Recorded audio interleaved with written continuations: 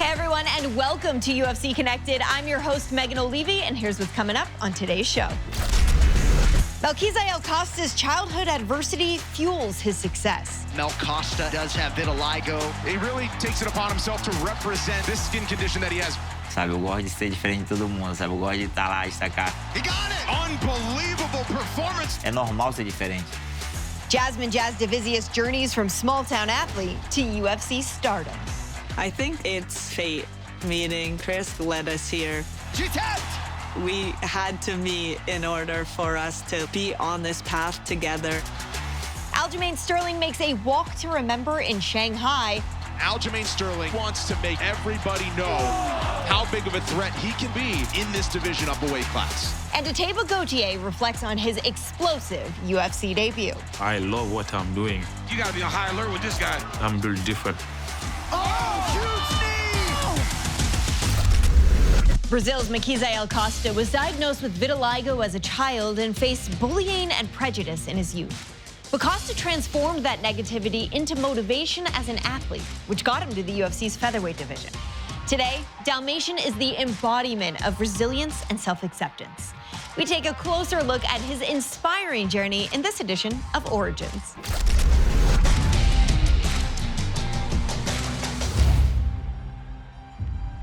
So much to like about Mel Costa and everything that he has been through. He does have vitiligo, if you see some of the blotches on his skin. And there was a time in his life when he was living like an animal, avoiding human interaction. Quebra-cabeça, vocês não montam certo, né? Se as peças seriam iguais. He really takes it upon himself to represent this skin condition that he has. A peça tem que ser diferente para poder montar um quebra-cabeça certo, né? Então, eu acho que é isso, é normal ser diferente. He got it! Unbelievable performance! Sabe, eu gosto de ser diferente de todo mundo, sabe? Eu gosto de estar lá, destacar. É normal ser diferente.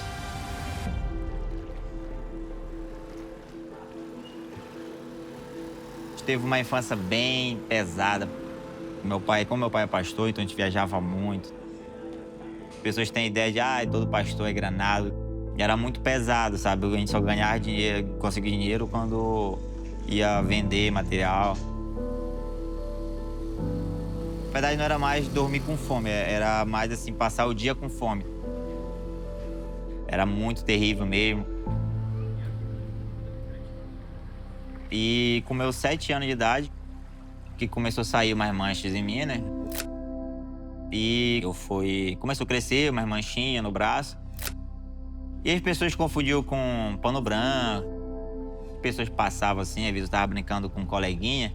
O pai do moleque chegava e tirava de perto de mim, porque não, esse moleque aí tá com ferida, esse moleque aí tá perebento, sabe? Foi aí quando começou aquele... na minha adolescência que começou a pesar, sabe? Que as pessoas começaram a ficar longe, se afastar de mim. E isso começou a afetar muito. Eu tinha uma raiva imensa, sabe? De olhar no espelho, olhar reflexo, sabe? Porque eu me odiava por olhar assim, eu não gostava de ser indiferente, sabe? Eu não conseguia ter amigo, eu odiava todo mundo. Eu tava sendo tipo um bicho mesmo, eu não queria mais ver ninguém. Foi a pior fase da minha vida, posso falar. E foi quando a minha mãe ele falou, não, filho, tu quer ir pra outro lugar? Aí foi quando eu fui pra Porto de Mós, sabe, primeira vez. Quando eu cheguei em Porto de Mós, eu comecei a pensar, ninguém me conhece aqui. Eu posso ser alguém que ninguém me conhece, sabe? Ou posso fazer diferente. Ela falou assim, eu quero que tu tenha a tua infância, que eu não teve. Eu tenho uns amigos, eu não tô muito afim de conhecer ninguém não, porque o meu medo era esse, conhecer pessoa. E foi quando ela chamou o pessoal pra chegar lá e, cara, chegou 5 moleques, eu acho. Cara, chegou lá e já chegaram me abraçando, sabe? Só que na minha mente eu fiquei assustado. Eu ficava na minha mente, cara, eles não estão vendo que eu sou diferente, velho. Eles não estão vendo que eu tenho vitiligo e tal. Cara, aí foi a primeira amizade que eu fiz, sabe? Que é as lendas lá que tem até hoje. E a luta também foi por causa dele, sabe? Rolei com todo mundo, atrás de todo mundo e ninguém, tipo, cagou pra mim se eu tava algum problema diferente ou não. Aí foi quando eu procurei a academia a primeira vez. Queria ser lutador. Ele viu que ele poderia ser diferente assim, da forma que ele era, mas ele podia ser, como é que se diz, acolhido pela forma que ele é. O que me chamou a atenção do Mel que foi a perseverança dele, cara. Eu imaginarei que ele tinha esse poder de chegar onde ele está hoje. O cara é realizado através dessa situação com o Mel.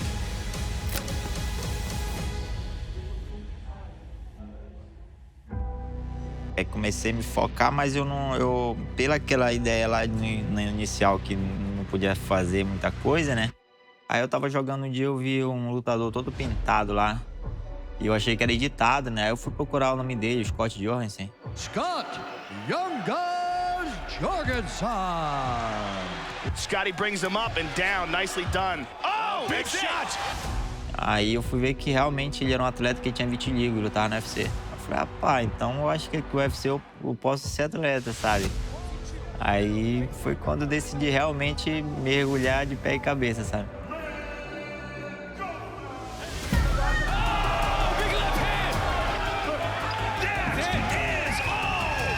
Quando terminou o IFA, eu sempre converso com o mestre, bicho ignorante, mas sempre converso com ele.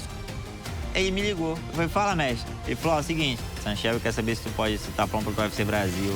Melquizael Costa making his UFC debut. Having vitiligo, he got inspired by Scott Jorgensen. Sometimes it's not just about the fight. It's about all the other things you go through in your life that prepare you for the hard moments that you're going to face inside the octagon. Eu fiz a minha estreia com o Thiago Moisés, né? Eu sabia que só tinha um round, porque eu tava treinando lá em Estados Unidos, mas não tem um treino que tem aqui, sabe? Aí eu comecei a ficar lento, aí o homem tava muito preparado, muito forte, aí me finalizou.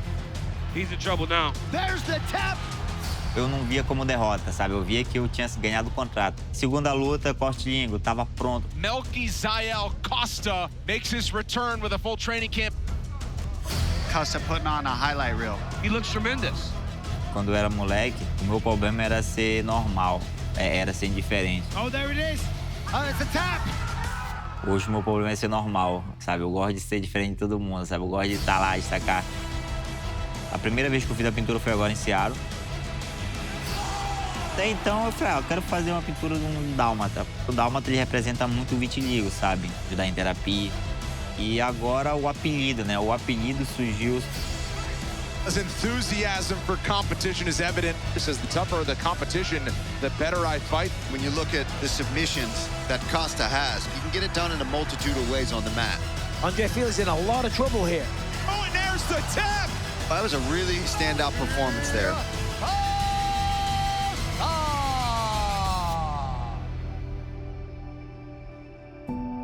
Essas vitórias, elas representam tudo pra mim, né?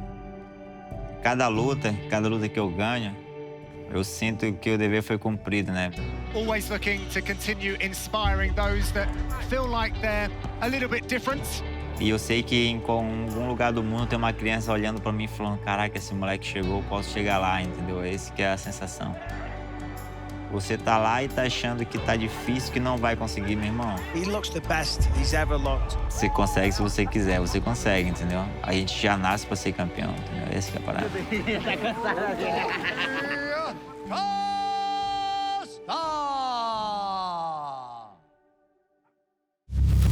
Jasmine Jasudavicius grew up as a standout athlete, competing in soccer, swimming, and track, just to name a few.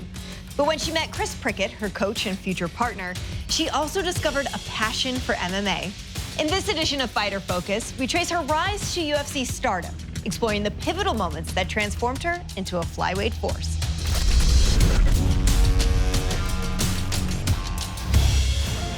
She wasn't a pro fighter until she turned 30 years old. It just wasn't in her plans at all until she met Chris Prickett. Chris was an MMA coach, and as Jasmine fell in love with him, she also fell in love with the idea of being a pro fighter herself. Prior to meeting Chris, I had very little martial arts knowledge. Chris's support was very important to me. Yeah, baby! I trusted him to keep me safe and guide me in the right direction. He made me the fighter that I am. Jasmine Jasudavicius.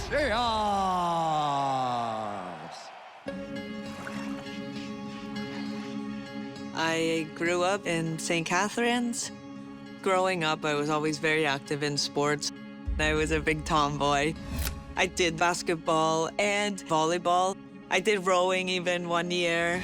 I was probably like top 5 in each sport, but I was never great at one particular one. I remember walking home from school one time. I was kind of just lost, figuring things out. I had just quit my job 6 months ago. Doing the 9-to-5 thing, I just couldn't do it. And I remember just thinking, I would love to just play sports. I think that would be like the dream job. But I thought that there wasn't really like a way of becoming a professional athlete.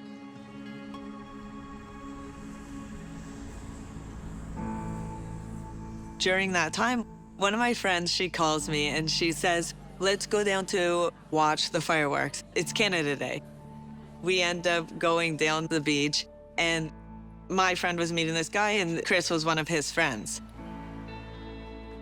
Chris and I started talking and hanging out, and we got along very well instantly. There you are, guys. Enjoy. Thank you, buddy. Thank you. Chris was coaching MMA fighters, and I was intrigued by it, but I didn't know that you could become a professional fighter and make money and have this as your job in your life.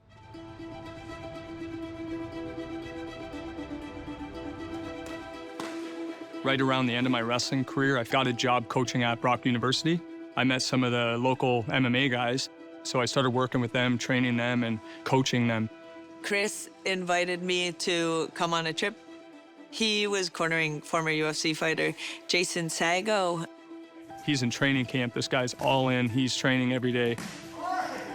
I obviously knew about martial arts. I'd watched the UFC, but that was my first glimpse into what it's like to be a UFC fighter. They were sparring, and I'm like, oh, let me spar. Jason, he was obviously just playing with me. But afterwards, he's like, you know, you have some like natural ability. You should try doing this a little bit more.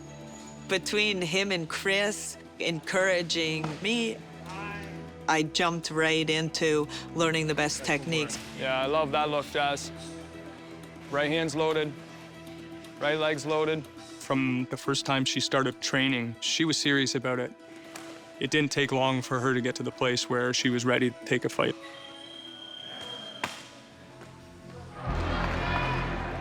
When I started training, I didn't think about the UFC. I didn't think about being a pro. I was just like, I want to take one fight and see what it's like. I'm going to prepare myself the best that I can possibly be, and we'll see what happens on fight night. You saw another side of her. She's this bubbly, easygoing person, and in the cage, she is violent and ruthless. It was really affirming. She's doing the right work. It gave me confidence that I'm doing the right things as a coach, too. After discovering fighting, everything in life kind of gets turned down after. Nothing is like it. The next goal became take a professional fight, and she did that. It was like, oh, this is what she wants to do. She thrived with the crowd. She thrived with the pressure. It was at that point we were like, oh, we can really make a run at this. After 2 pro fights, I actually was like, okay, now the UFC is my goal.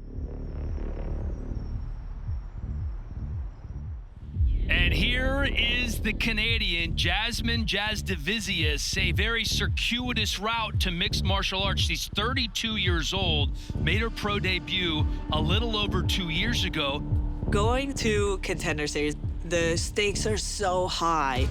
It's either you get a finish and win and you're in the UFC, or you lose and you go back on the regional scene. I knew that this is it. First round, fight's on. And we are underway.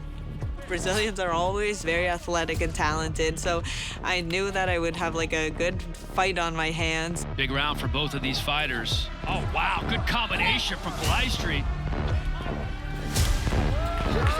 And look at that, great takedown. That is huge for Jasudavicius. Usually, If you go to decision, then you're not going to get a contract. For your winner by unanimous decision, Jasmine Jasudavicius.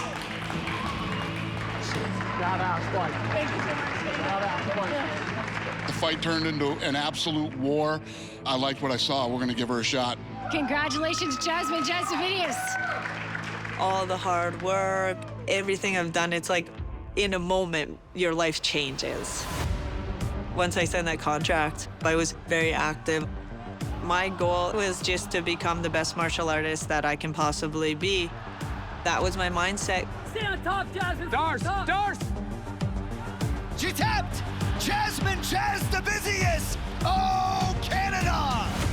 Having Chris as my coach, I think it's the perfect storm that contributes to my success. I don't know if it's ever been done before. In such a short period of time, the rise that she's had, to me, it's almost a miracle that she's got this far. Oh, beautiful takedown. Let's go! Let's go! Got the Dars. She's got the Dars. Oh, Dars. Yep, she's got it. That's tight. She's got that in tight. That's tight, yeah. There's the tap! Jasmine Jasudavicius, biggest fight of her career. She's in the white, former champ Andrade in blue. My ultimate goal is becoming world champion. I know she's capable of being a UFC world champion. I truly do.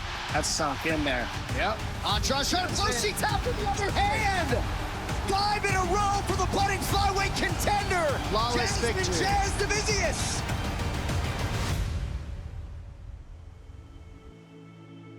I think it's fate that a chance meeting led us here. My life went on a completely different trajectory. If I hadn't went and met Chris that night, I don't know what I would be doing. We had to meet in order for us to be on this path together, and the relationship that Chris and I have built, it's unique and rewarding and fulfilling and just an amazing journey. Martial arts is something that can change someone's life. It did for me.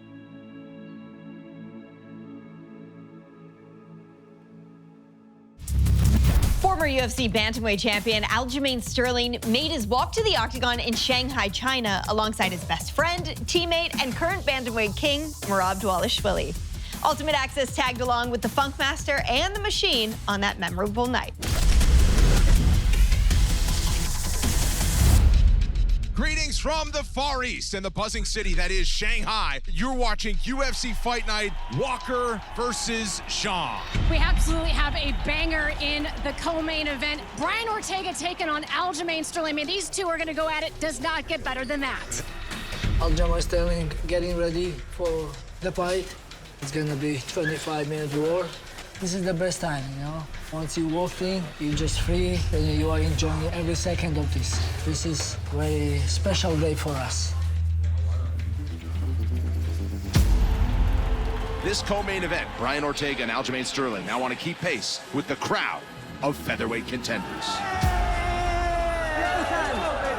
And what a resume this man has as a former bantamweight champion, defended it several times. Now, of course, the man in his corner, Merab Dvalishvili. You got the best, buddy. Let's go. You do your best. Merab holds that strap, but Aljamain Sterling, chip on his shoulder, Michael. He wants to make everybody know how big of a threat he can still be for a championship belt in this division up a weight class. Just focus, bro. Focus, that's it. Good. Yes, in Back and to out. the center. In and out. Aljo, you see everything. Beautiful, baby. Yes. No rush. That's it. Pick them apart, little by little. Yes, patient, yes. Nice. Beautiful. On him, yes. On him, yes. Beautiful. Kept kick. Nice. That's it. Yes. Nice. Finish. Nice. Again, Aljo. Again. You're beating him on striking. Keep the same patient. You're gonna see if it's takedowns there. Sometimes I'm gonna call you takedowns there, but he's gonna hear too. So, and then you see wherever it's time. Right. Same patient, yes. Aljo, add something behind the jab now. Nice, yes. Yes. Nice, nothing. Body too. Nothing. Nice. On him, on him, yes. on him, yes. Beautiful. Calf kick. Nice! That's it!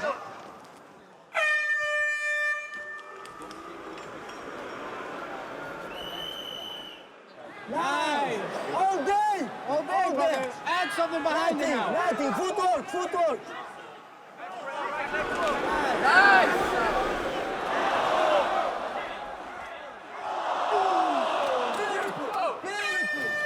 Also the jabs overhand, still working perfect. Good. Jab overhand. You throw a good elbow in. It's good. Good job.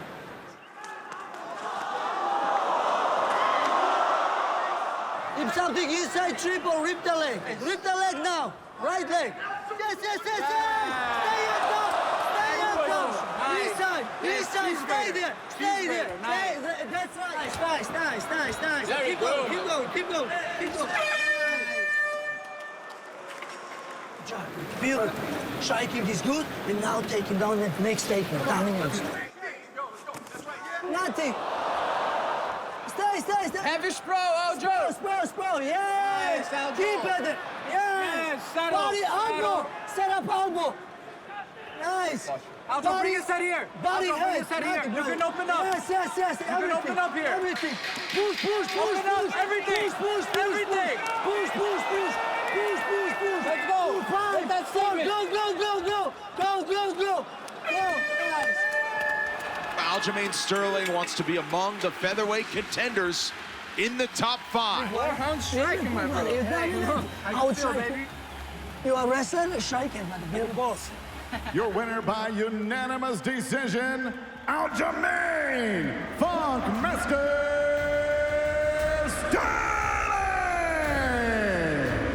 Still trying to make his way to the top of his new division in his first action of 2025, successful as he goes 5 rounds. UFC middleweight Ateba Gautier burst onto the scene with a stunning Contender Series TKO finish. He showcased that same explosive power in his UFC debut, proving he is built for the big stage. We sat down with the silent assassin to look back on the bout where it all began.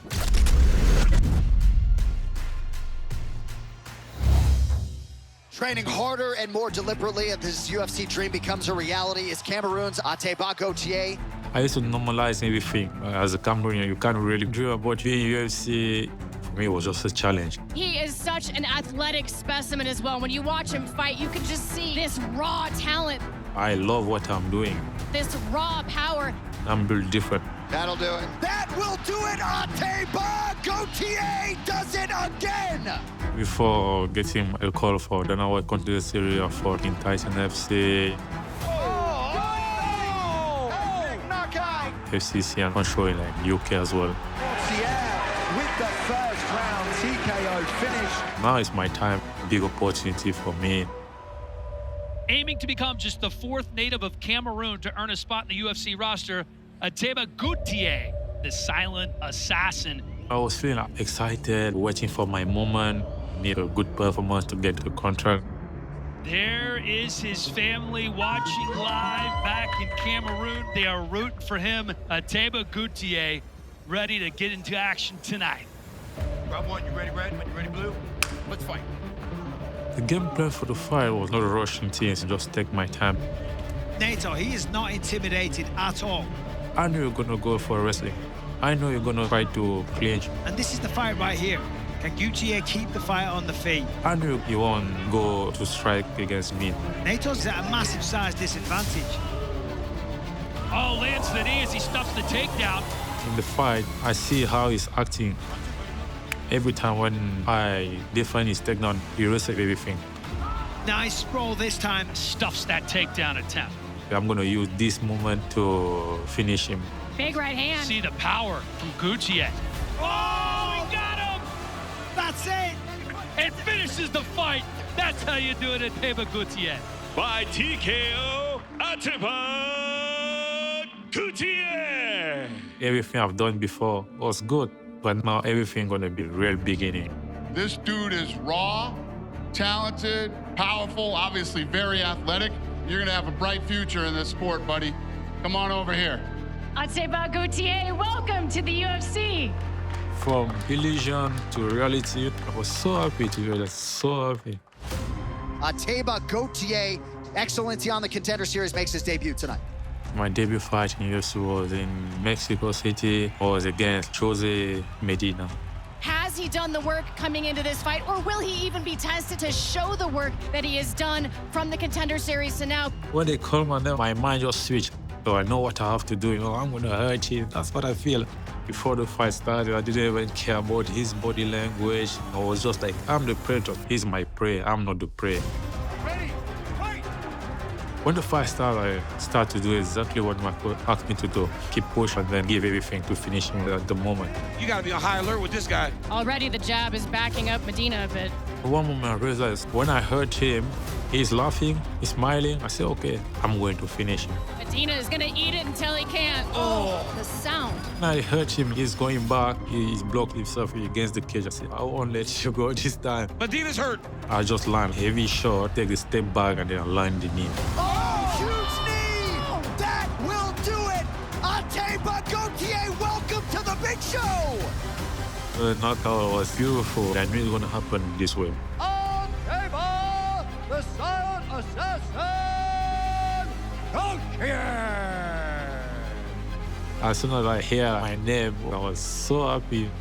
I'm glad the debut is done now, so I can just keep going to the next step. I will grow and get into the ranking and then get to the belt. I know I'm in the right place. I'll just keep doing what I love to do. Well, that's all for this episode, but we'll see you next time right here on UFC Connected. Thanks for watching.